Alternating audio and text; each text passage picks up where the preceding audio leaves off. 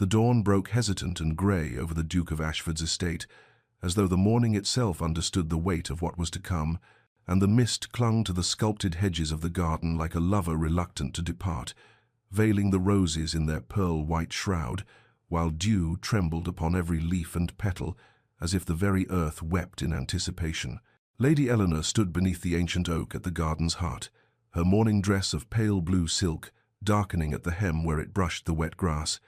and her hands, those delicate hands that had learned over these past months to rest so naturally in the Duke's now twisted together before her, fingers lacing and unlacing in a rhythm that betrayed the turmoil her serene expression sought to conceal. She had risen before the household stirred, compelled by an unease she could not name,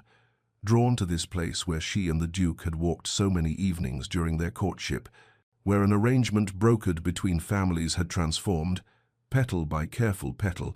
into something far more precious and terrifying. Genuine affection, perhaps even love, though she had guarded her heart too carefully to name it so. The wedding was mere days away, the invitations sent, the chapel prepared, her trousseau completed with all the meticulous care befitting a union between two great houses, and yet here she stood alone in the half-light, watching the mist shift and swirl as though it held secrets she ought to divine. The sound of boots upon gravel announced him before she saw him, and when the Duke emerged from the fog, he seemed a figure from legend, tall and grave in his dark coat. His jaw set in that way she had learned meant he wrestled with something difficult, and her heart, that treacherous organ, lurched at the sight of him, even as dread coiled cold in her stomach. "Eleanor," he said, and his voice carried the weight of iron and ash, "I have received word from London." She knew before he spoke further,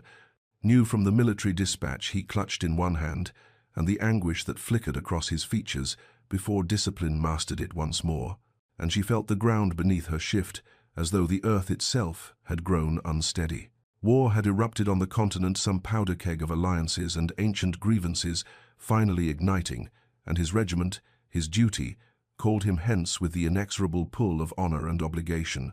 "I must leave within the hour," he continued, stepping closer, and she could see now the conflict warring in his eyes, duty battling desire in a contest where she already knew which would triumph, for she had always understood this about him, that his sense of responsibility to crown and country ran deeper than his bones, was woven into the very fabric of his character, and it was partly why she had allowed herself to care for him at all. They stood facing one another in the garden that had witnessed the gradual unfurling of their connection, and Eleanor found her voice at last, though it emerged smaller than she intended. "And the wedding?" His jaw tightened, a muscle jumping beneath the skin, and he reached for her hands, enfolding them in his own with a gentleness that made her throat constrict. "I cannot say when I shall return," he said, each word seeming to cost him. "The campaign may be swift, or it may drag on for months, and I—" He paused, drew breath, and then spoke the words that would echo through all the hollow days to come. "Don't wait for me, Eleanor." The mist swirled between them, already claiming him, already making him ghostly and distant, and though she wanted to protest, to argue, to demand he explain what he meant by such a terrible request, she found herself nodding instead, her vision blurring with tears she refused to let fall, and then he was gone, striding back toward the house to gather his things and ride toward a war that would consume far more than anyone standing in that grey garden could possibly have imagined. But before our lover's fate is revealed, subscribe so you never miss a chapter of romance and scandal, and tell us in the comments, where are you watching from? Now, let's begin. The weeks that followed the Duke's departure unfurled with a peculiar quality of unreality, as though Eleanor moved through her days encased in glass,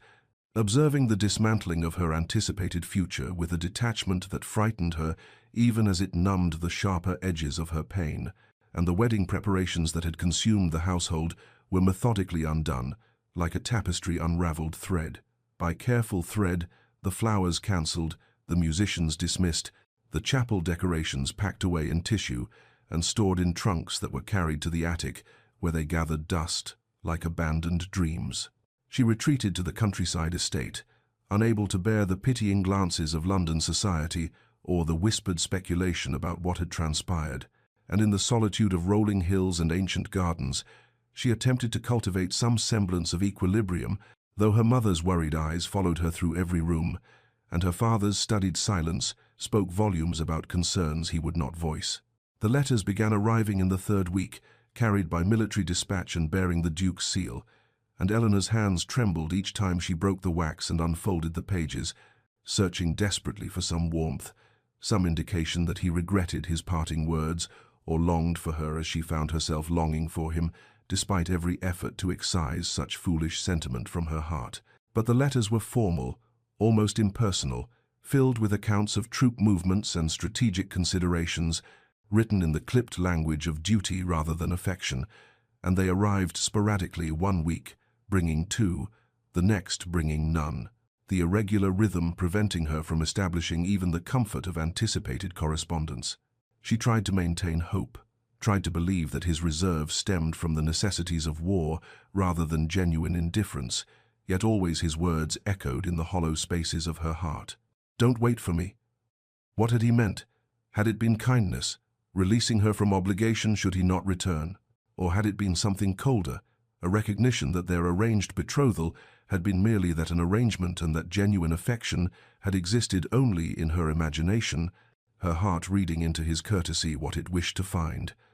Autumn arrived with its burden of falling leaves, the gardens surrendering their green vitality to rust and gold, and Eleanor watched the transformation from her window seat, with a melancholy that settled into her bones like the creeping chill in the air. And it was during one such vigil that her mother entered the sitting room with tea, and that careful, gentle expression Eleanor had come to dread. "My darling," her mother began, settling beside her with a rustle of silk, "I know your heart is tender still, but perhaps it is time to consider that the Duke gave you permission, indeed, instruction not to remain bound to an uncertain future." Eleanor's fingers tightened on the book she was not reading, her gaze remaining fixed on the window where rain had begun to streak the glass like tears. "He asked you not to wait," her mother continued softly, "and while I know you care for him, there are other prospects, other gentlemen of good character who would count themselves fortunate beyond measure to win your regard. And you are young yet, my dear, too young to consign yourself to indefinite solitude for a man who may not." She did not finish the sentence, but Eleanor heard the unspoken words nonetheless. A man who may not return, a man who may not wish her to wait, a man who had released her for reasons she could not fathom and might never understand. Winter descended upon the countryside with a silence more profound than the cessation of bird song or the stilling of wind through bare branches, for it was in December that the letters stopped arriving altogether, and Eleanor found herself checking the post with a desperation that shamed her even as she could not cease the habit, her heart leaping and then plummeting with each day that brought no word, no sign, no evidence that the Duke yet lived or remembered her existence. Rumours reached England like ravens bearing ill tidings, accounts of brutal campaigns in frozen mountain passes, of regiments decimated by enemy fire, and harsher still by winter's merciless cold, of field hospitals overwhelmed and supply lines severed. And though no official casualty lists bore the Duke's name, the absence of confirmation provided no comfort when silence itself became a harbinger of loss. Eleanor maintained her vigil through the darkest months, rising each morning to dress with care though no one called, sitting by windows that framed landscapes bleached of color, her needlework abandoned in her lap as her gaze drifted to horizons that would not yield what she sought, and she felt herself transforming in ways both subtle and irreversible. The hopeful bride who had stood in the misty garden, becoming something harder, more resigned, a woman learning to survive the slow death of possibility. It was during this season of ice and silence that Viscount Harrington began calling at the estate, a neighbour whose lands bordered her father's, and whose character had always been marked by a kindness that bordered on gentleness, unusual in a man of his station. And his visits were at first merely courteous inquiries about her family's health, invitations to small gatherings that might lift her spirits. But Eleanor recognized in his steady attention something more deliberate, taking shape, though she could not yet name whether this realization brought relief or a deeper species of grief. The Viscount never pressed, never presumed, but his presence became a constant through those frozen weeks, and she found herself accepting his company with gratitude that warred with guilt, for how could she welcome another man's attention when her heart still ached for the Duke? when every night she lay awake, wondering if he shivered in some distant trench or lay cold beneath foreign soil. And yet,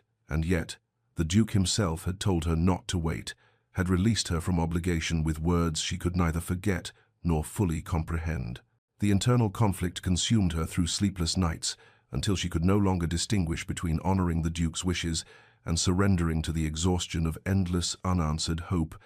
And it was on a morning in late February, when frost still etched patterns on the windows, that Eleanor descended the stairs and realized she had forgotten to put on the betrothal ring that had lived on her finger since the Duke first placed it there,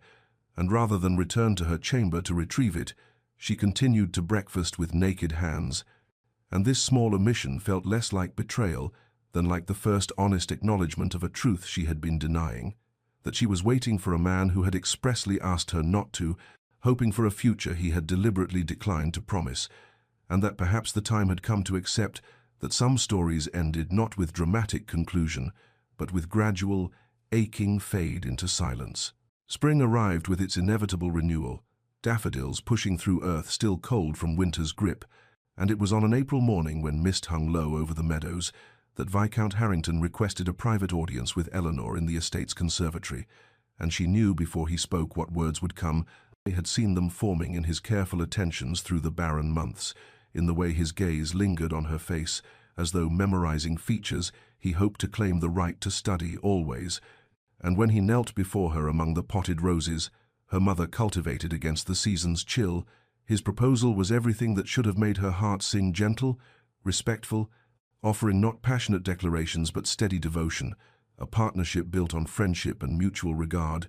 the promise of a peaceful life, untroubled by the storms that had battered her spirit these 11 months past. Nearly a year had passed since the Duke's departure, and Eleanor stood at the precipice of decision, feeling as though she observed herself from a great distance, watching a woman who bore her face accept a kind man's hand, while some essential part of her remained frozen in a misty garden at dawn, forever waiting for a man who had explicitly released her from such waiting. And that night she did not sleep, but sat instead by her chamber window, reviewing the architecture of her choice, as one might examine the foundations of a building before committing to construct upon them. The Duke had told her not to wait, had spoken those words with what she had interpreted as finality, as permission or perhaps even instruction to forge a future that did not include him, and in the months of silence that followed, she had received no correction to this understanding, no letter pleading for her patience or declaring intentions to return and claim what they had begun to build together. And was it not the height of foolishness to decline a genuine offer of marriage for the ghost of one that had never materialized, to reject present certainty for past possibility, to choose solitude over companionship because her heart had not yet learned to relinquish what her mind knew to be lost? She thought of the Viscount's kindness, his unwavering presence through her darkest season, and she thought of the Duke's absence, his formal letters that had ceased entirely, his parting words that echoed still with their terrible ambiguity. And in the grey hour before dawn, she reached a conclusion that felt less like choice than like surrender to inevitability, reasoning that she was honoring the Duke's wishes rather than betraying them, that he had given her this freedom deliberately, and she dishonored his sacrifice by refusing to exercise it. And when morning came, she descended to breakfast and gave the Viscount her acceptance, and her voice when she spoke was steady, even as her heart fractured along fault lines she had thought already broken beyond further damage. The engagement announcement was prepared with efficient swiftness, her mother's relief palpable as she supervised the wording that would appear in the London papers, and Eleanor moved through the preparations with a composure that felt like armor, protecting others from witnessing the hollowness within. And she thought that she should have been a joyful bride making these arrangements, should have felt anticipation rather than this numb acceptance. But joy seemed a language she had forgotten how to speak, and she told herself that contentment might be enough, that steady regard might sustain where passion had only brought pain. And the announcement was dispatched to the Times and the Morning Post, and she imagined it travelling to London, where perhaps someone might read it and think of a duke who had gone to war, and she wondered if he would see it, if he yet lived to see anything at all, and whether he would feel relief that she had heeded his instruction, or if some part of him might mourn what they had lost to duty and distance, and words spoken in haste that could never be recalled. The Duke of Ashford returned to England on a morning when fog clung to the Thames like spectral shrouds, his arrival unannounced because he had travelled with urgent haste from the continent,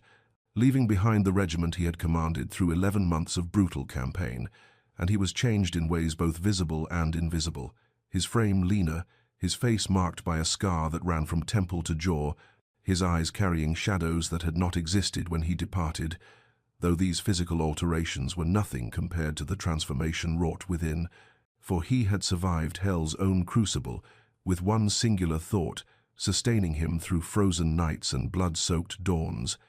The memory of Eleanor's face as she had stood in the garden at dawn,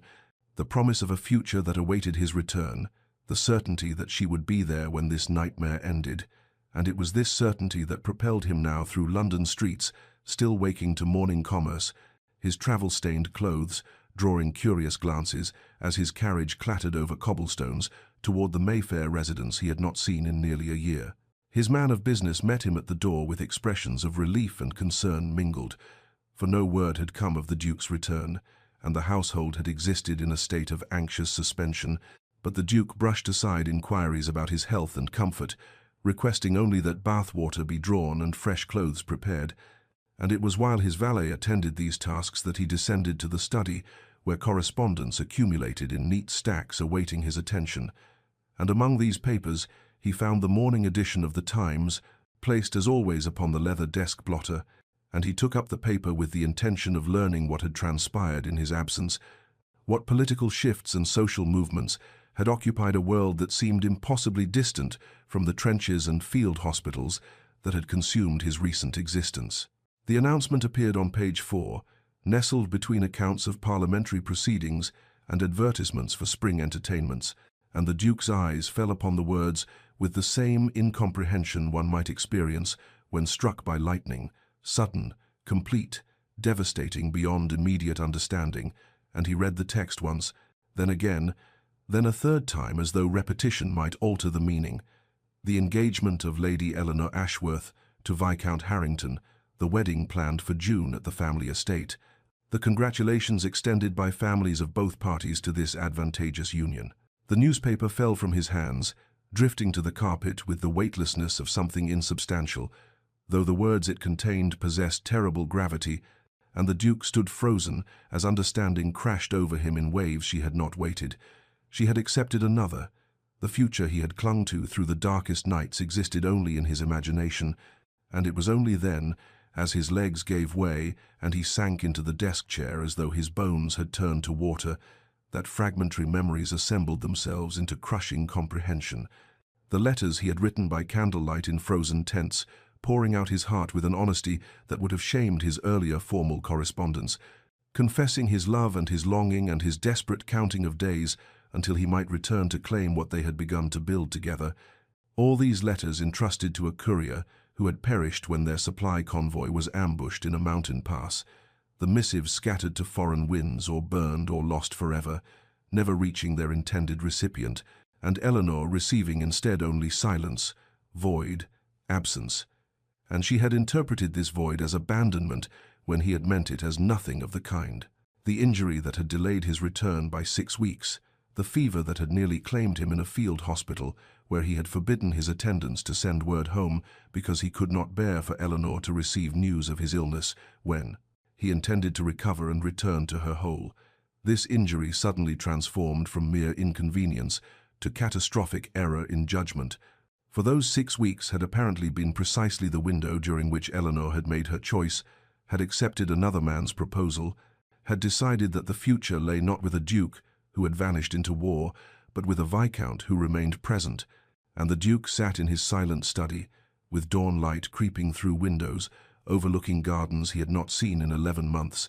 and felt the world he had fought to return to crumbling like ash between his fingers, the announcement in the Times marking not his homecoming but his devastation, not reunion but irrevocable loss, and the crisis that had been building through months of separation and silence now crystallized into a single, terrible truth. He had survived the war, only to discover that the battle he needed to fight had already been lost while he bled on foreign soil, and his own words spoken in haste and misunderstood in anguish had destroyed the very future he had endured everything to reclaim. The Duke rode through the night without regard for exhaustion or propriety. His horse's hooves thunder against the roads that led from London to the Ashworth estate, and he arrived as dawn broke over fields still wet with dew, his appearance wild and desperate as he dismounted before the manor house, where servants emerging for morning duties startled at the sight of him, and he demanded to see Lady Eleanor with an authority that permitted no refusal, though the butler's expression registered profound discomfort as he announced that the lady was not yet receiving visitors at such an hour. But the Duke pushed past these protestations and into the entrance hall, just as Eleanor descended the staircase wrapped in a morning shawl, her hair still loose about her shoulders, and the sight of her struck him with physical force alive. Whole, more beautiful even than memory had preserved, and for a moment neither could speak, the air between them thick with tension, as though the very atmosphere had condensed into something solid and impenetrable. Eleanor's face drained of color as recognition crashed over her, one hand gripping the banister as though her legs might otherwise fail, and she whispered his name like a word from a forgotten language, disbelief and shock, and something that might have been joy warring across her features, before shuddering into careful blankness. And the Duke saw this transformation, saw her armor herself against him, and it kindled fury alongside his anguish, because how dare she look at him as though he were a stranger, when he had survived damnation itself to return to her. And his voice when he spoke was raw, stripped of the careful control that usually governed his speech. "Why?" he demanded, advancing toward the base of the stairs where she stood frozen, and the single word contained universes of accusation and devastation, and Eleanor flinched as though he had struck her, her composure cracking as she descended the remaining steps with careful dignity, gesturing toward the morning room, where they might speak privately away from the servants who had begun to gather in doorways, their curiosity barely concealed, and once the door closed behind them, she turned to face him, and her voice was quiet but steady as she asked what right he had to arrive unannounced and demand explanations when he had abandoned her to silence and absence. And the Duke felt his control, fracturing as he spoke of battles and blood, and frozen nights where her memory sustained him, of letters written and lost and injuries unreported, and Eleanor listened with growing horror as understanding began to dawn. But she interrupted him with terrible gentleness to recite his own words back to him, the words he had spoken in the garden 11 months ago. "Don't wait for me." And the Duke staggered, as though she had driven a blade between his ribs, because yes, he had spoken those words, but she had misunderstood them so completely that it would have been laughable if it were not destroying them both. "I meant don't wait for letters during active campaign," he said hoarsely, closing the distance between them until mere feet separated them, near enough that he could see the tears gathering in her eyes, though she fought to contain them. "I meant the military post would be unreliable, that you should not expect regular correspondence, not that you should forget our betrothal, forget what we had begun to build, forget me entirely, and accept another man's proposal." And Eleanor swayed slightly as the full weight of their mutual misunderstanding settled upon her shoulders, her hand rising to her throat as though she could not breathe, and she whispered that his letters had been so formal, so distant, that they had stopped coming altogether, that she had interpreted his silence as confirmation of his words, as permission, or perhaps instruction, to release him from obligations spoken before he understood the reality of war. And the Duke shook his head violently, his voice breaking as he told her of the letters she had never received, the passionate declarations that had burned in foreign fires or scattered across mountain passes,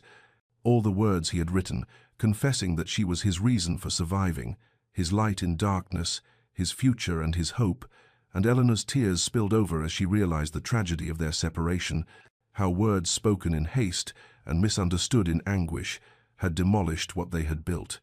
how silence had been interpreted as abandonment when it had been nothing but cruel circumstance. And the Duke reached for her hands, and Eleanor let him take them.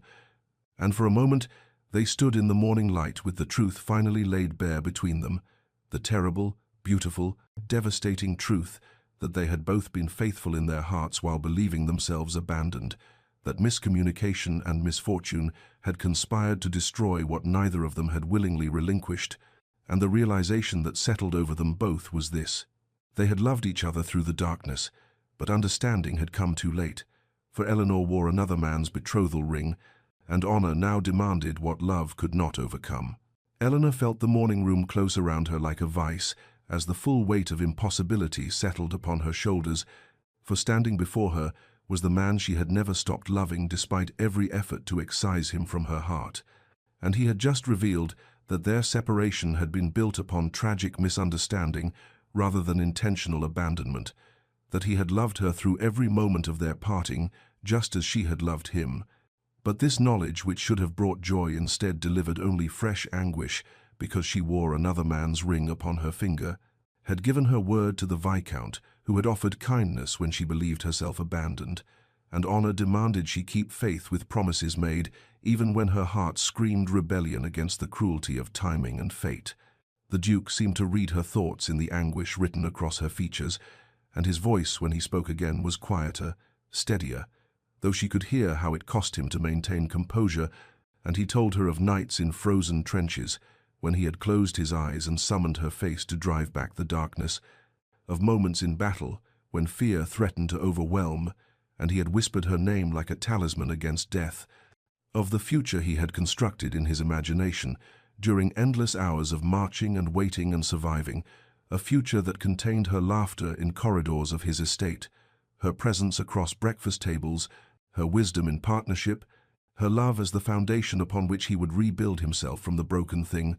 war had made him. And Eleanor felt tears streaming down her cheeks unchecked as she listened to this confession that mirrored her own secret heart, for she too had clung to memories of him through the hollow months, had tried desperately to transfer her affections to the Viscount, and failed utterly, had accepted his proposal not from love but from resignation, from the belief that the Duke had released her to find happiness elsewhere, and now to discover that neither of them had willingly relinquished what they had begun to build together was a torture more exquisite than clean separation would have been. "I tried to stop loving you," she whispered, the admission torn from depths she had not acknowledged even to herself, and the Duke moved closer until only inches separated them, his hand still holding hers, as though he feared she might vanish if he released her, and his eyes searched her face with desperate intensity as she continued, "I tried every method I knew. I burned your letters. I forbade myself to speak your name. I accepted the Viscount's courtship, hoping that proximity and kindness might kindle what had existed between us. But every attempt only proved how thoroughly you had claimed parts of me I could not reclaim, and I wear his ring now, not from love but from duty, from the promise I made when I believed you had chosen war over what we might have built together." And the Duke's expression transformed from anguish to something fierce and possessive and utterly devastated as he raised one hand to cup her cheek, his thumb brushing away tears that continued to fall, and for a moment they stood suspended in that charged space where past and present collided, where love and honor warred for supremacy, where the tragic absurdity of their situation crystallized into sharp relief. They had both been faithful to love that should never have been tested, but circumstance and miscommunication had placed them on opposite sides of an unbridgeable chasm. For Eleanor's integrity would not permit her to break faith with the Viscount, who had offered marriage in good faith, and the Duke's own code of honor, much as it killed him, demanded he respect her commitment even as it destroyed him.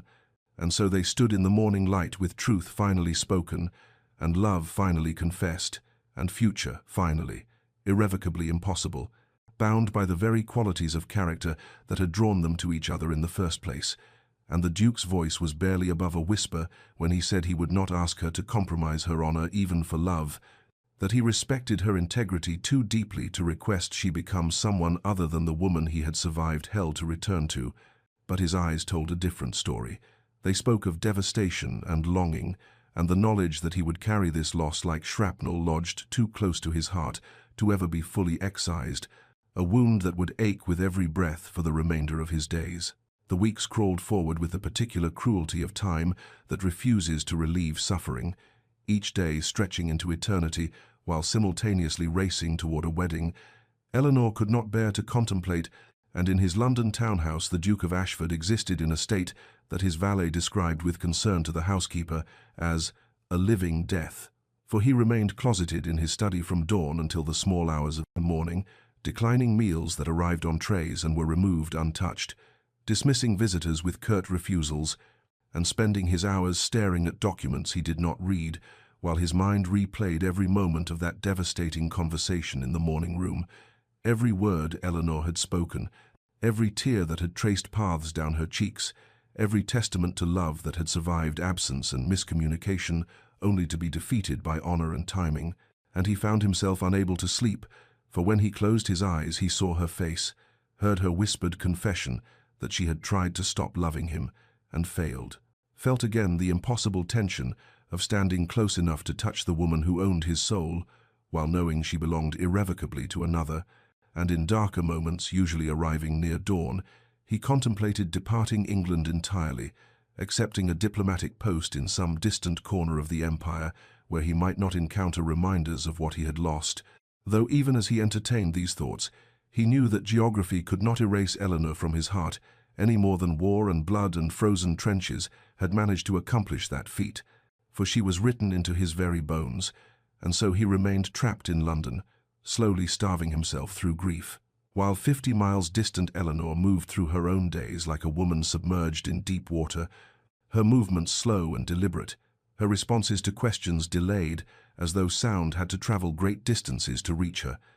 and she attended fittings for a wedding gown with the same expression she might have worn, attending a funeral, standing motionless as seamstresses pinned white silk around her frame and clucked about how thin she had become, how the dress would need to be taken in again before the ceremony. And at night, Eleanor lay in her bed and permitted herself the tears she suppressed during daylight hours, weeping into her pillow with her hand pressed against her mouth to muffle the sounds of her breaking. And she grieved not merely for the Duke, but for the version of herself that had existed before understanding the true nature of their separation, for the innocent woman who had believed herself abandoned rather than the tragic figure who now knew she had been loved all along, that every moment of her loneliness had been mirrored in his own suffering, and that they had both been faithful to something beautiful that cruel circumstance had destroyed.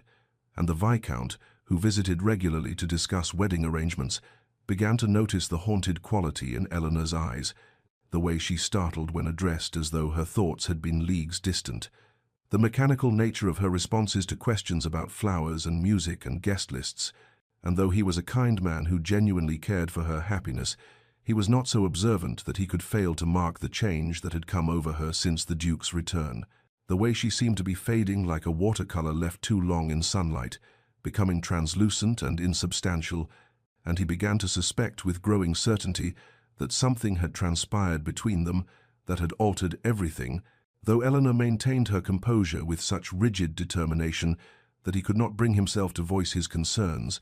and so they continued their strange dance toward a wedding that felt increasingly like a wake, both the Duke and Eleanor trapped in separate cells of their own honor, and their suffering invisible to the world yet absolute in its devastation, and neither could see a path forward that did not require the complete annihilation of everything they valued most. And so the days continued their merciless progression toward a future neither of them wanted, but both believed themselves powerless to prevent. The Viscount Harrington arrived at Eleanor's estate on an afternoon when spring rain fell in gentle sheets against the windows, and the butler showed him to the drawing-room where Eleanor sat with embroidery. She had not touched, lying forgotten in her lap, her gaze fixed on something beyond the glass that only she could see, and when she turned at his entrance, he saw in her face a confirmation of what he had begun to suspect over these past weeks, of watching her fade like cut flowers, denied water, and his heart, which had hoped against evidence, now accepted what his mind had already understood. But he was a man of substance and compassion rather than mere pride, and so he dismissed the servants with a quiet word and took the seat across from her and spoke with a gentleness that made Eleanor's eyes fill with tears she fought to contain, for he said simply that he had heard of the Duke of Ashford's return from the continent, that he had observed the change in her since that event, and that he would ask her one question to which he required only an honest answer rather than a polite deflection. And Eleanor's hands trembled in her lap as she nodded her assent, and the Viscount asked with devastating directness whether she loved another man. And in that moment, Eleanor discovered she could not lie to someone who had shown her nothing but kindness, even if the truth would wound him, and so she whispered, "Yes," with her voice breaking on that single syllable,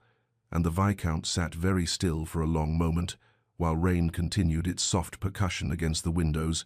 and when he spoke again, his voice carried quiet heartbreak, but also a dignity that made Eleanor respect him even more deeply than she already had, for he told her that he had suspected as much, that he had hoped time and proximity might change her heart, but had watched her withdraw further with each passing day rather than growing closer, and he said, with profound sadness, but also conviction, that a marriage without love would be cruelty to them both, that he had no wish to bind her to vows she would speak from duty rather than devotion, that he valued her too highly to accept less than the whole of her heart, when he knew that heart belonged irrevocably to another, and Eleanor felt tears streaming freely now as she tried to speak, to tell him she would honor her commitment, that she would learn to be a good wife despite the circumstances. But the Viscount raised one hand to stop her words, and said with gentle firmness that he was releasing her from their engagement, that this decision was his to make, and he had made it out of genuine care for her happiness, rather than from any sense of rejection or wounded pride, for he could not in good conscience marry a woman who loved another, even if that woman was willing to sacrifice herself on the altar of honor and duty. And he rose then and crossed to where she sat and took her hand briefly in his, pressing it with warm affection, and told her that he hoped she would find the happiness she deserved with the man who held her heart,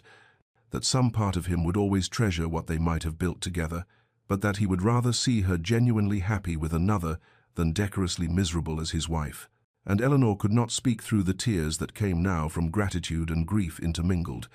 for she had not expected such selfless generosity, such sacrifice born from authentic care rather than social obligation, and the Viscount took his leave quietly, pausing only at the door to say that he would make the announcement of their separation and take upon himself whatever social consequences might follow, that he would protect her reputation as much as possible, and then he was gone, leaving Eleanor alone in the drawing-room with rain falling and freedom suddenly restored, and the knowledge that the Viscount had given her what she had thought forever, lost the possibility of choosing love over duty, of following her heart, rather than merely honoring her word. The Viscount Harrington arrived at the Duke of Ashford's London townhouse on the morning following his conversation with Eleanor, and the butler who admitted him noted with concern the drawn quality of his master's face when informed of the visitor. For the two men had never met, despite their connection through the woman both had sought to marry, and when the Viscount was shown into the study, he found the Duke standing by the window, with the rigid posture of a man bracing for another blow, tension radiating from his frame like heat from forged steel, and for a long moment the two men regarded each other across the book-lined room with the wariness of soldiers meeting under uncertain flags, each taking measure of the other, the Duke seeing in his visitor's eyes genuine sorrow rather than the anger he might have expected. The Viscount observing in the Duke's haggard features the evidence of suffering that matched his own, and it was the Viscount who spoke first, his voice quiet but steady, as he said he had come to inform the Duke that the engagement to Lady Eleanor had been dissolved by mutual agreement, though in truth it had been his decision alone, and the Duke went utterly still at these words, his hand gripping the window frame as though it were all that kept him standing. And he asked in a voice rough with disbelief whether Eleanor knew of this visit, whether she had sent the Viscount to convey this news. But the Viscount shook his head and explained that Eleanor knew nothing of his presence here, that he had come of his own volition because there were things that needed to be said between them, and he told the Duke with devastating honesty that he had loved Eleanor as well as he was able, that he had hoped to make her happy, but that he had watched her fade like a candle guttering in its own wax since the Duke's return, had seen in her eyes a sorrow so profound it could only stem from loving another, and when he had asked her directly, she had confirmed what he already knew, that her heart belonged irrevocably to the man who stood before him now, and the Duke felt something break and reform in his chest, and hope flooding in where only despair had dwelt. But the Viscount continued speaking, and his tone took on steel beneath its sorrow, as he said that he had one request to make, not as a condition but as a plea from one man to another, and that was simply this, that the Duke prove himself worthy of the sacrifice being made, that he treat Eleanor with the devotion and constancy she deserved, that he never again, through carelessness or pride or misguided nobility, cause her the suffering she had endured these past months, for the Viscount said he could bear his own heartbreak if it meant Eleanor would find genuine happiness, But he could not bear to think his sacrifice had been for nothing, that she might suffer anew at the hands of the man she loved. And the Duke crossed the room then and extended his hand, meeting the Viscount's eyes with solemn intensity, as he gave his word as a gentleman and a soldier that he would spend the remainder of his life honoring the gift he was being given, that he would cherish Eleanor with every breath he drew, that he understood the magnitude of what the Viscount had done and would prove worthy of it or die in the attempt. And the two men shook hands with the gravity of a sacred vow being sealed, and when the Viscount turned to leave, he paused at the door and withdrew from his pocket a small velvet box, and he told the Duke that Eleanor had returned this to him that morning, the betrothal ring he had given her, and that perhaps the Duke would see it returned to her under better circumstances than those which had seen it first bestowed. And he set the box on the desk and departed without another word, leaving the Duke alone with the small symbol of what might have been and what might yet be. And the Duke stood holding that velvet box and felt tears slip down his cheeks for the first time since childhood,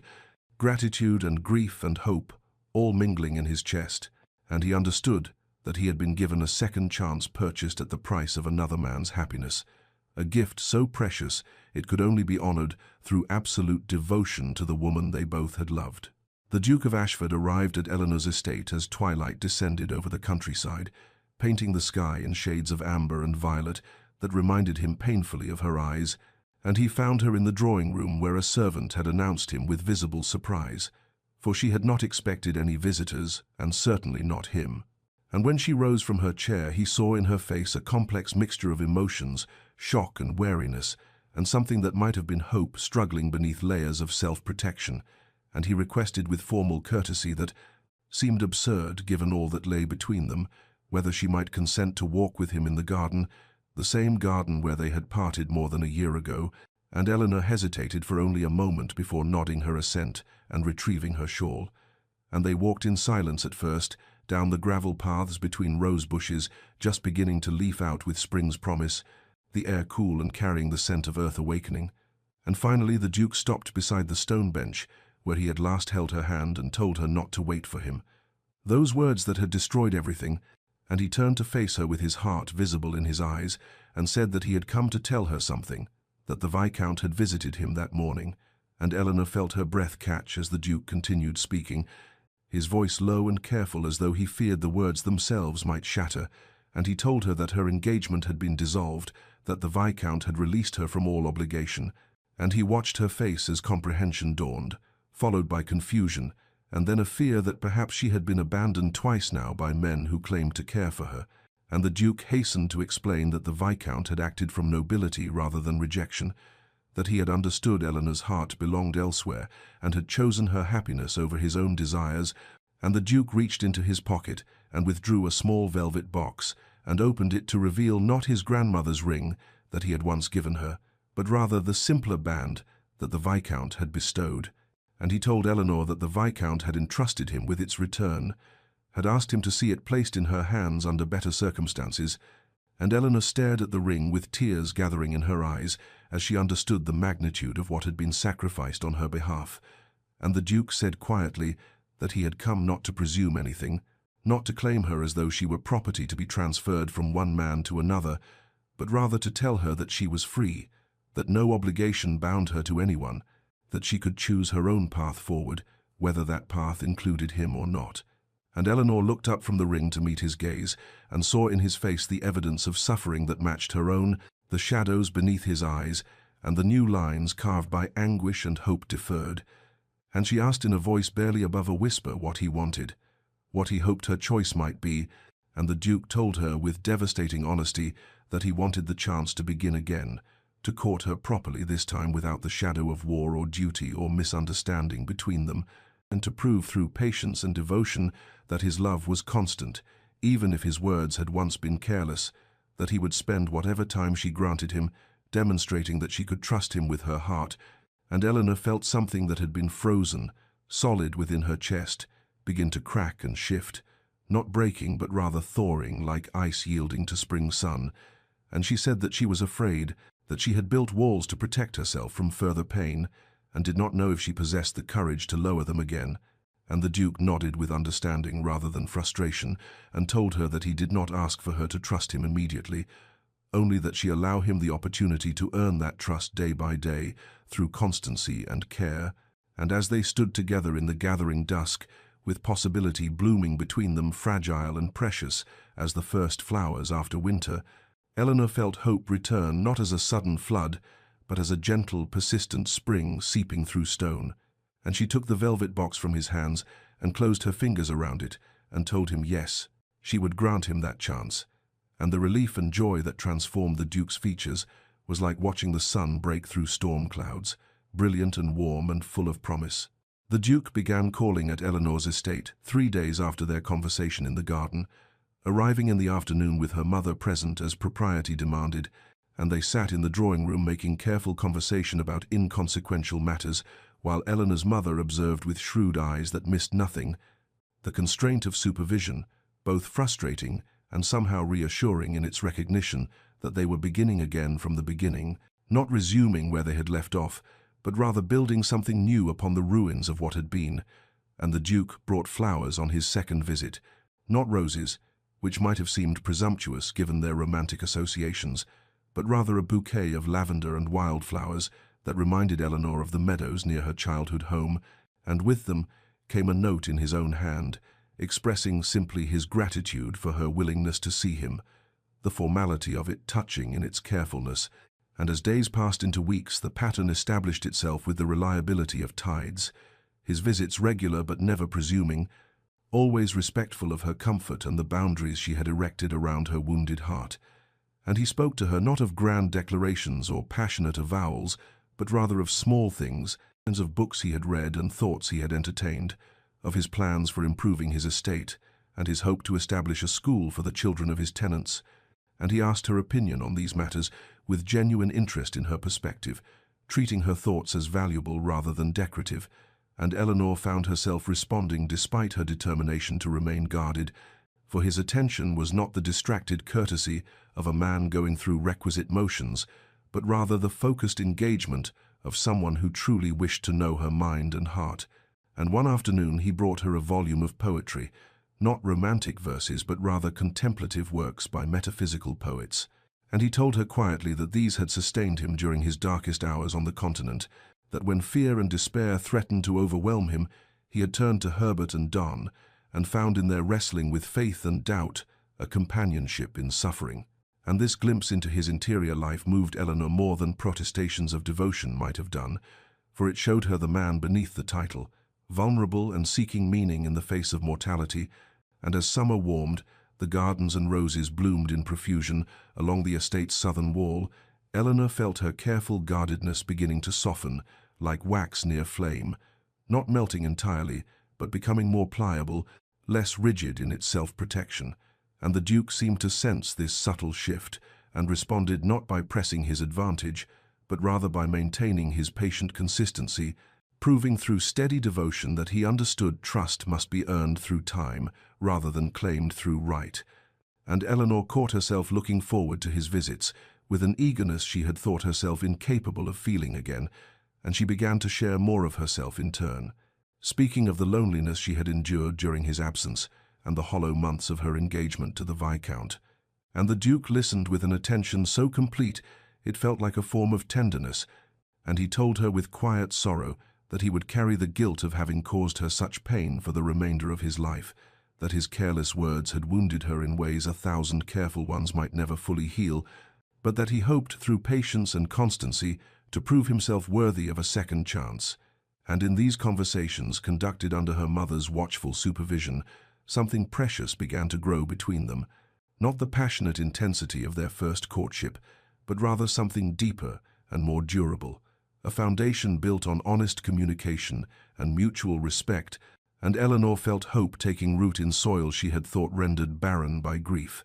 The afternoon had been warm and pleasant when the Duke arrived for his customary visit, but by the time Eleanor's mother excused herself to attend to correspondence, the sky had darkened ominously, and within minutes rain began to fall in sheets that transformed the windows into rivers of distortion, and the Duke suggested they remove to the conservatory where the sound of rain on glass created a peculiar intimacy, a cocoon of water and greenery that seemed to exist outside the normal boundaries of the drawing-room's formality. and they walked together down the corridor without speaking, the drumming of the storm above them filling the silence, and once inside the conservatory with its humid air and the scent of jasmine and orchids, they stood for a moment, simply listening to the violence of weather against the protection of walls and roof, and Eleanor felt something shift in the atmosphere between them, a lowering of guards that had remained stubbornly raised despite weeks of careful courtship, and the Duke turned to her and said, with a vulnerability she had not yet heard from him, that he had not slept properly since his return from the continent, that when he closed his eyes he saw not her face as he wished, but rather the faces of men who had died under his command, and Eleanor felt her breath catch at this confession, for he had spoken of the war only in abstract terms before this moment, and she told him quietly that she understood something of sleepless nights, that during the months of his absence she had lain awake, constructing elaborate narratives of his death in 100 different forms, and the Duke looked at her with such anguish that she reached for his hand without thinking, her fingers closing around his, and he gripped her hand as though it were the only solid thing in a world gone liquid and uncertain, and he told her that the worst moments had not been the battles themselves, but rather the quiet hours afterward when he had to write letters to widows and mothers, that he had thought of her during those times, and wondered whether someone might someday write such a letter about him, and Eleanor felt tears gathering as she admitted that she had imagined receiving such a letter countless times,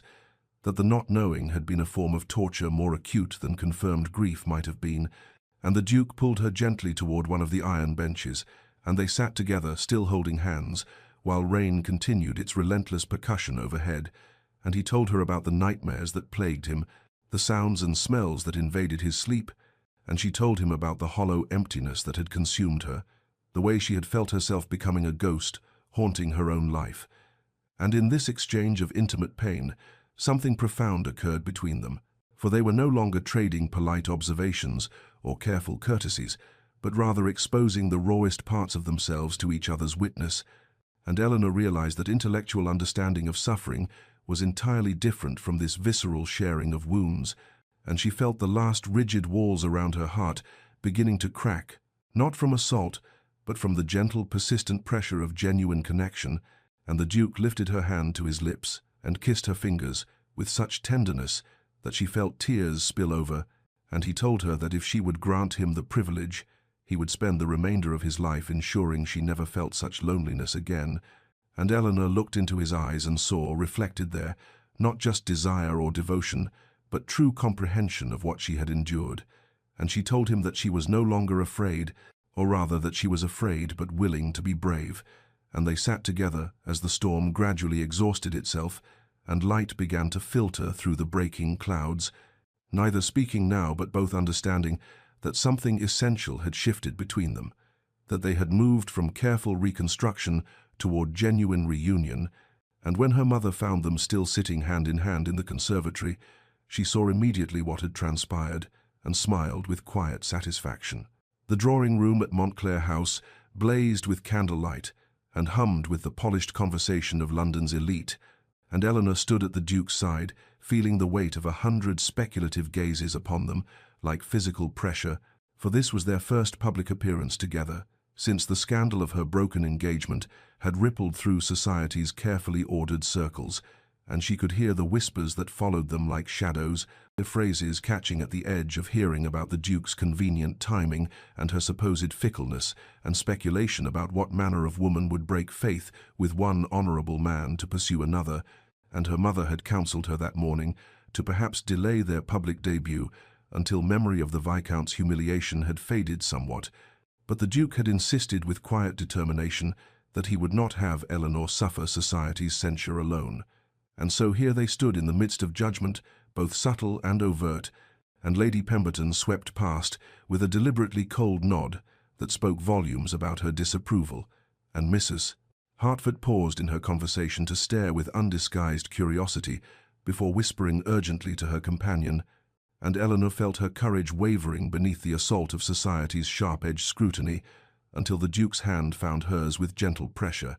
and he leaned close enough that she could feel the warmth of his breath, and against her ear, as he whispered that she was the bravest person he had ever known, and that he was honored to stand beside her, and something in his steady presence fortified her, so that when Lord Berkshire approached with thinly veiled questions about the circumstances of her change of heart, she met his gaze directly and told him with perfect composure that matters of the heart were rarely simple, and that she was grateful for the Viscount's understanding and generosity of spirit, and the Duke added with unmistakable firmness that Lady Eleanor had conducted herself with integrity and honor throughout, and that anyone who suggested otherwise would answer to him personally, and there was such steel beneath the courtesy of his words that Lord Berkshire paled slightly and retreated with hasty apologies,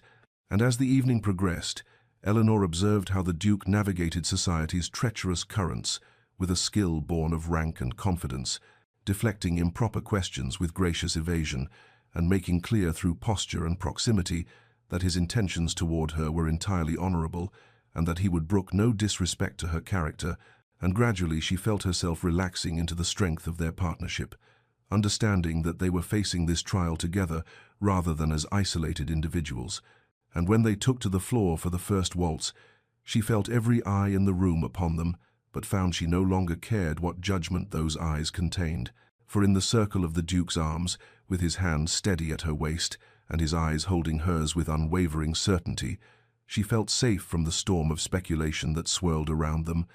and he told her, as they moved through the measured steps of the dance, that he had never been more proud to stand with anyone, and that whatever price society demanded for their happiness, he would pay it gladly. And Eleanor felt tears threatening at the corners of her eyes, but blinked them back, and told him that she had learned through bitter experience that love worth having was love worth fighting for, and she would face 1,000 disapproving glances for the gift of his companionship. And as the music swelled and carried them through the final turns of the waltz, she caught sight of her mother watching from the sidelines with an expression of mingled concern and approval, and she understood that her mother saw what she herself had come to recognize, that true partnership meant standing together against the world's judgment rather than bending to its arbitrary dictates. And when the dance concluded, and the Duke led her from the floor with her hand resting on his arm, she held her head high and met each curious or censorious gaze with calm dignity, and she knew that whatever trials lay ahead, they would face them as they faced this evening, united in purpose and strengthened by the bond that had been tested and refined through separation and suffering, and finally chosen deliberately and courageously, despite all obstacles. Autumn returned with its familiar burden of gold and crimson leaves, and the Duke invited Eleanor to a private dinner at his London residence, with a formality that suggested something momentous lay ahead, and she arrived, as twilight painted the sky in shades of amber and violet, to find the dining room transformed into an intimate sanctuary, with candles casting warm light across damask and crystal, and they sat across from each other at the small table he had chosen instead of the grand one that could seat 20. And through the first courses they spoke of inconsequential things, with a nervous energy that belied the significance. Both felt gathering like a storm on the horizon, and when the servants had cleared the final plates and withdrawn, the Duke rose from his chair and came to kneel beside her, with such unexpected humility that Eleanor felt her breath catch in her throat, and he took her hand in both of his, and looked up at her with eyes that held both hope and fear in equal measure. And he told her that he had rehearsed this moment 1,000 times in his mind, but now found himself unable to recall a single, carefully crafted phrase, and so he would speak plainly from his heart, if she would permit him, and Eleanor nodded wordlessly as tears already began to gather at the corners of her eyes, and the Duke told her that he was a flawed man, who had made grievous mistakes born of pride and poor judgment, that his careless words had nearly destroyed the greatest gift he had ever been offered, and he had learned through bitter experience that love was not something to be taken for granted or treated with anything less than the reverence it deserved, and he asked not whether she would accept him as he had once presumed she would, but rather whether she would take a chance on a man who had been broken and remade by war and loss, and who understood now that her happiness must be his first concern in all things, and he told her that if she would consent to be his wife, he would spend every remaining day of his life proving himself worthy of the second chance she had already granted him, simply by allowing him back into her presence. And Eleanor felt the tears spilling freely now, as she looked down at this proud man, kneeling before her with such vulnerability and courage,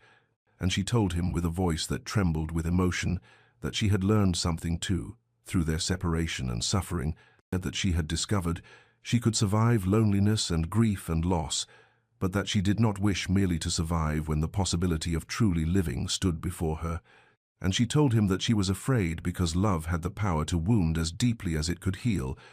but that she had also learned that a life lived in fear of pain was no life at all, and she would rather risk her heart again with him than guard it safely behind walls that would keep out joy as surely as sorrow. And she said yes, with such certainty that the words seemed to resonate in the candle-lit room, like a bell proclaiming hope's triumph over despair. And the Duke rose and drew her to her feet, and looked at her with such intensity that she felt she might dissolve beneath the heat of his gaze, and he cupped her face in his hands with infinite gentleness and asked if he might kiss her, and she answered by closing the distance between them and pressing her lips to his in a kiss that began tentative and careful, as though they were both afraid of shattering something precious, but which deepened and intensified as all the longing and desire and love that had been denied and deferred through months of careful courtship finally found expression. And Eleanor felt herself melting into his embrace as his arms encircled her and drew her close, and in that kiss she tasted salt from tears. She did not know whether were his or hers or both, and she felt the racing of his heart against her own, and understood that this moment was the true beginning of their story, that everything that had come before had been preparation for this choosing of each other, not from duty or arrangement, but from hard-won wisdom and deliberate courage and faith in the possibility of happiness earned through suffering. The chapel at Ashford Estate stood modest and ancient, with its Norman arches and weathered stone, warmed by winter sunlight, streaming through windows of coloured glass, and Eleanor stood in the small vestibule with her father's arm beneath her hand, listening to the murmur of voices from the handful of guests assembled within. And this was not the grand ceremony they had once planned, with hundreds of London's elite filling a cathedral's vast spaces, but rather something intimate and precious made more meaningful by its simplicity, and her gown was white silk, without excessive ornamentation, elegant in its restraint, and she wore in her hair the single strand of pearls that had belonged to her grandmother, and her father looked at her with eyes bright with unshed tears, and told her that he had never seen her more beautiful or more certain, and she smiled at him through her own gathering emotion, and told him that she was ready, that she had never been more ready for anything in her life. And the chapel doors opened, and she saw the Duke standing at the altar, in his formal attire with his shoulders squared and his hands clasped before him. And when his eyes found hers across the small space, she saw them widen and soften with such wonder that her heart felt it might burst from her chest, and she walked toward him down the short aisle, past the faces of those few people whose presence mattered most, her mother dabbing at tears with a lace handkerchief, the Duke's sister smiling with radiant approval, and there in the third pew the Viscount sat with quiet dignity, and when Eleanor's gaze met his he nodded with genuine blessing, and she felt gratitude wash through her for his generosity of spirit. And then she reached the altar, and her father placed her hand in the Duke's, and she felt the slight tremor in his fingers that told her he was as moved as she. And the vicar began the ancient words of the ceremony, with his voice resonant in the stone space. And outside, rain had begun to fall in gentle patters against the leaded windows, and when the moment came for the Duke to speak his vows, his voice broke on the words about honouring and cherishing her for all the days of his life, and he had to pause and collect himself before he could continue, and Eleanor felt tears sliding down her own cheeks as she listened to this proud man lay bare his heart before God, and these witnesses, and when her turn came, she spoke her promises with such clarity and conviction that her voice seemed to fill the chapel, and she told him that she took him as her husband freely and joyfully, choosing him as he had chosen her. And the vicar pronounced them married, and the Duke's hands cupped her face with infinite tenderness as he kissed her with a reverence that made the simple act feel sacred, and as they turned to walk back down the aisle together, Eleanor noticed that the rain had ceased, and sunlight was breaking through the clouds to pour through the coloured glass in shafts of ruby and sapphire and gold, and she took it as a benediction from heaven itself, and when they emerged from the chapel into air washed clean by rain, she looked up at her husband and saw her own joy reflected in his eyes, and she understood that this beginning was sweeter for all the sorrow that had preceded it, that the happiness they had found was precious, precisely because it had been fought for and nearly lost, and finally reclaimed through courage and faith, and the willingness to risk their hearts one final time. The first months of their marriage unfolded like the careful opening of a flower long denied the sun, and they moved through the rooms of Ashford Estate, learning each other anew in the intimate spaces of shared domesticity, and Eleanor discovered that her husband had habits both endearing and perplexing, such as his tendency to wake before dawn and walk the grounds, regardless of weather. And the Duke learned that his wife possessed a sharp wit that emerged most brilliantly over breakfast when she was fully awake, and that she had strong opinions about estate management, which proved invariably sound when he swallowed his pride enough to implement them, and there were moments of awkwardness as they navigated the physical intimacy of marriage, both carrying wounds that made vulnerability difficult. But Eleanor found in her husband a gentleness that belied his military bearing, and a patience that allowed her to come to him in her own time, and the Duke discovered in his wife a passion that had been carefully hidden beneath layers of propriety and pain, and their love-making became a language through which they spoke truths too deep for words.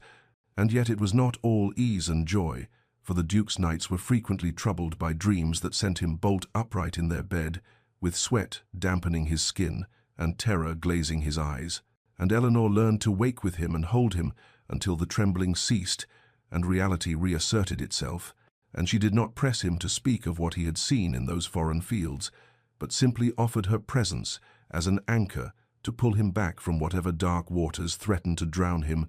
And one afternoon, while organizing the library, she discovered a leather-bound journal tucked behind a row of books, and opening it, she found page after page in her husband's distinctive hand, and the dates showed it had been kept during his time at war, and she read with tears streaming down her face as she discovered that nearly every entry mentioned her, some merely a line about how he wondered what she was doing at that moment, others longer passages describing memories of their courtship or imagining the life they would build together when he returned. And there was an entry written the night before a major battle where he had recorded a letter to her in case he did not survive. And the words were so raw with love and regret that Eleanor had to set the journal aside and compose herself before she could continue, and when the Duke found her there with the journal open in her lap, he went pale, thinking she might be angry at this invasion of his private thoughts. But she simply stood and crossed to him, and took his face in her hands, and told him that reading those pages had shown her the constancy of his heart, even when circumstances had conspired to make her doubt it, and she thanked him for carrying her with him through those dark times, and he gathered her into his arms and confessed that thoughts of her had been what sustained him when all else seemed lost, and they stood together in the library's quiet as afternoon light slanted through the windows, and Eleanor understood that they were building something stronger than the romance of their initial courtship, that this marriage was founded not on the giddy passion of youth, but on the deeper knowing that came from having faced the worst and chosen each other anyway. The summons arrived on a morning in late spring when the gardens were heavy with the scent of roses, and Eleanor had been arranging flowers in the drawing room with hands that had learned to move with contentment rather than merely occupation,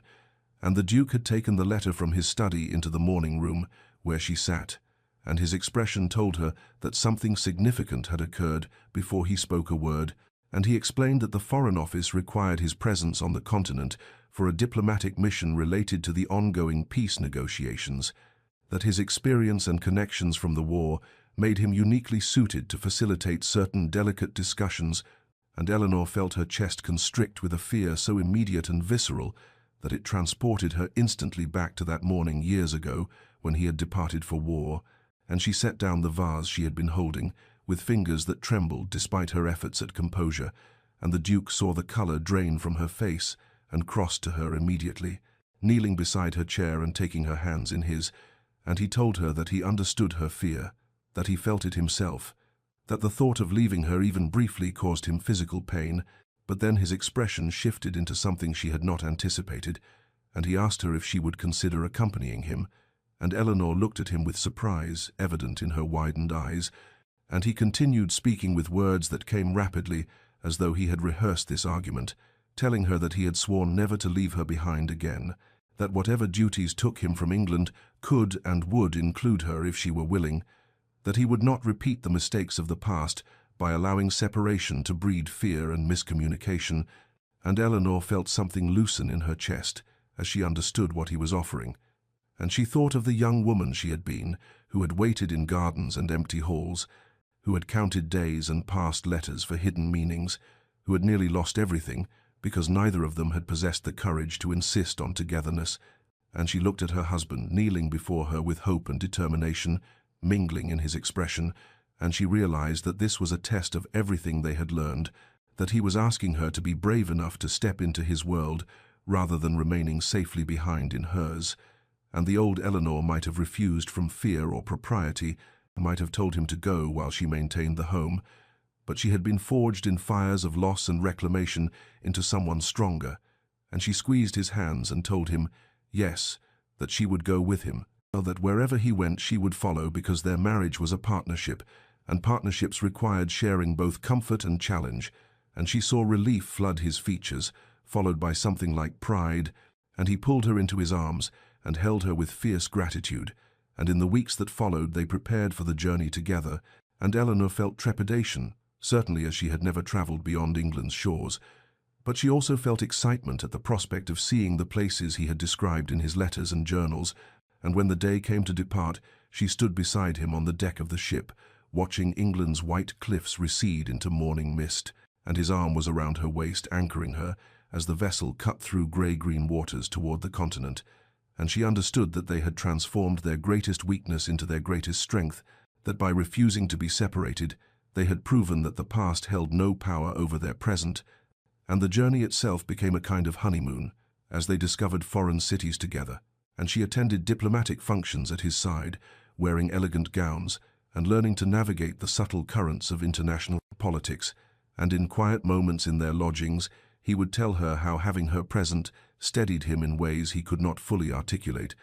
and she would respond that being included in this part of his life made her feel truly known and valued. And when the mission concluded successfully, and they made their way back to England, she reflected that the test had been passed, not because nothing had gone wrong, but because they had faced uncertainty together rather than apart. 5 years had passed since their wedding day, and the estate had been transformed from a place of quiet melancholy into something vibrant and alive, with the sound of children's laughter echoing through halls that had once known only Eleanor's solitary footsteps, and the Duke and Duchess of Ashford had been blessed with 3 children in rapid succession, 2 daughters with their mother's dark hair and thoughtful eyes, and a son who possessed his father's determined jaw and gentle disposition, and the gardens where Eleanor had once waited in anguished hope now served as a wonderland for small adventurers who built fairy houses beneath the rose bushes and chased butterflies across the manicured lawns, and the Duke had proven himself as devoted a father as he was a husband, often abandoning his study in the afternoons to join in games of hide-and-seek, or to tell elaborate stories that made his children shriek with delighted terror, and Eleanor would watch from the terrace with her hand resting on her heart, as she witnessed the man who had survived war's brutality, kneeling in the grass to examine a beetle with his youngest daughter, and she had grown into her role as Duchess, with a confidence that surprised even herself, managing the estate's affairs with skill, and implementing improvements to the tenants' cottages that earned her genuine affection from those who lived on Ashford lands, and the nightmares that had once plagued her husband's sleep had diminished to rare occurrences, and when they did surface, Eleanor still woke with him and held him until peace returned,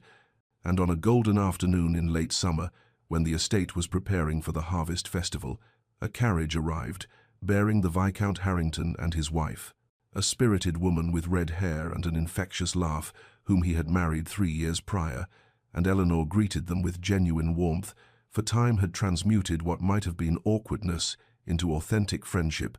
and over tea in the drawing-room, while the children played in the next room, under the watchful eye of their nurse, the 4 adults spoke of their lives with the ease of people who had found their proper places,